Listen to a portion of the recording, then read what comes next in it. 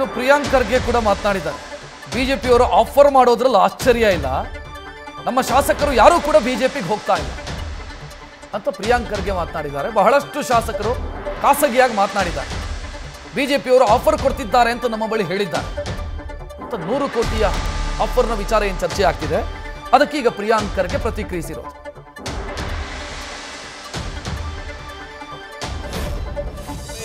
ಕಮಲ ಉದ್ಭವ ಆಗಿದೆ ಎಲ್ಲಿ? ಇಡೀ ರಾಷ್ಟ್ರದಲ್ಲಿ ಇಲ್ಲೇ ತಾನೆ. ಯಾವತ್ತಾನ ಬಿಜೆಪಿಯವರು ಸ್ವಂತ ಬಲದಲ್ಲಿ ಕರ್ನಾಟಕದಲ್ಲಿ ಅಧಿಕಾರಕ್ಕೆ ಬಂದಿದ್ದಾರಾ? ಇತಿಹಾಸ ತೆಗೆದು ನೋಡಿ. ಯಾವಾಗಲೂ ಸರ್ಕಾರವನ್ನ ಶಾಸಕರನ್ನ ಖರೀದಿ ಮಾಡಿರೋದಲ್ವಾ? ಇದ್ರ ಇತಿಹಾಸ ಇದೆ. ಇದೇ ಇತಿಹಾಸವನ್ನ ಎಲ್ಲಾ ಕಡೆ ನಿಮ್ಮ ಮಹಾರಾಷ್ಟ್ರದಲ್ಲಿ ತಗೊಂಡೋದ್ರು, ಅಸ್ಸಾಂನಲ್ಲಿ ತಗೊಂಡೋದ್ರು, ಮಧ್ಯಪ್ರದೇಶದಲ್ಲಿ ತಗೊಂಡೋದ್ರು, ಗುಜರಾತ್ನಲ್ಲಿ ತಗೊಂಡೋದ್ರು. Karnataka model of development for BJP ಅಂದ್ರೆ ಆಪರೇಷನ್ ಕಮಲ.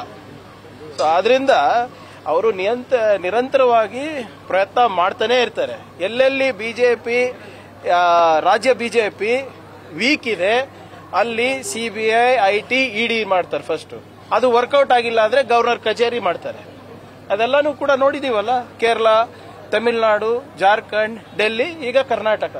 ಸೊ ಒಂದ್ ಕಡೆ ಶಾಸಕರನ್ನ ಸೆಳೆಯಕ್ಕೂ ಮಾಡ್ತಾರೆ, ಖರೀದಿ ಮಾಡಕ್ಕೂ ಮಾಡ್ತಾರೆ, IT, ED ಹೆದರಿಕೆನೂ ಕೊಡ್ತಾರೆ, ಮತ್ತೆ ಗವರ್ನರ್ ಕಚೇರಿನೂ ದುರುಪಯೋಗ ಮಾಡ್ಕೊತಾರೆ. ಸಾಕ್ಷಿ ಇದೆ, ಕರ್ನಾಟಕದ ಜನರು ಸಾಕ್ಷಿ ಇದ್ದಾರೆ ಇದಕ್ಕೆ. ಸೊ ಆದ್ರಿಂದ ಅವರು 50 ಕೋಟಿ 100 ಕೋಟಿ 200 ಕೋಟಿ ಆಫರ್ ಮಾಡಿದ್ರು ಏನೋ ಆಶ್ಚರ್ಯ ಇಲ್ಲ. ಎಲೆಕ್ಟ್ರಲ್ ಬಾಂಡ್ಸ್ ಏನಕ್ಕೆ ಮಾಡಿರೋದು? ಅದಕ್ಕೆ ತಾನೇ ಮಾಡಿರೋದು. ಅದು ಸುಪ್ರೀಂ ಕೋರ್ಟ್ ಅವ್ರು ಚೀಮಾರಿ ಹಾಕಿದ ಮರ್ತೋಗ್ಬಿಟ್ಟಿದಾರ? ಇಷ್ಟೆಲ್ಲ ದುಡ್ಡು ಬರ್ತಾ ಇರೋದು ಹೇಗೆ ಸರ್ ಇವರಿಗೆ? ಅದಾನಿ ಅವರು ಕೂತ್ಕೊಂಡು ಮಹಾರಾಷ್ಟ್ರ ಸರ್ಕಾರನ ಬೀಳಿಸ್ತಾರೆ ಅಂದ್ರೆ ಯಾವ ಮಟ್ಟಕ್ಕೆ ಬಿಜೆಪಿ ಹೋಗುತ್ತೆ ಅಂದ್ಬಿಟ್ಟು ಆಗ್ಲೇ ಅದಕ್ಕೆ ದಾಖಲೆಗಳಿದೆ. ಸೊ ಆದ್ರಿಂದ ಅವರು ಆಫರ್ ಮಾಡೋದ್ರಲ್ಲಿ ಯಾವುದೇ ಆಶ್ಚರ್ಯ ಇಲ್ಲ. ಅಂದ್ರೆ ನಮ್ಮವ್ರು ಯಾರು ಹೋಗ್ತಾ ಇಲ್ಲ. ನೋಡಿ, ಬಹಳಷ್ಟು ಜನ ನಮ್ಮ ಸ್ನೇಹಿತರು ನಮ್ಮ ಜೊತೆ ಖಾಸಗಿಯಾಗಿ ಮಾತನಾಡಿದ್ದಾರೆ, ಹಿಂಗೆಲ್ಲ ಮಾಡ್ತಾ ಇದ್ದಾರೆ ಸರ್ ಅಂತ ಹೇಳಿದ್ದಾರೆ.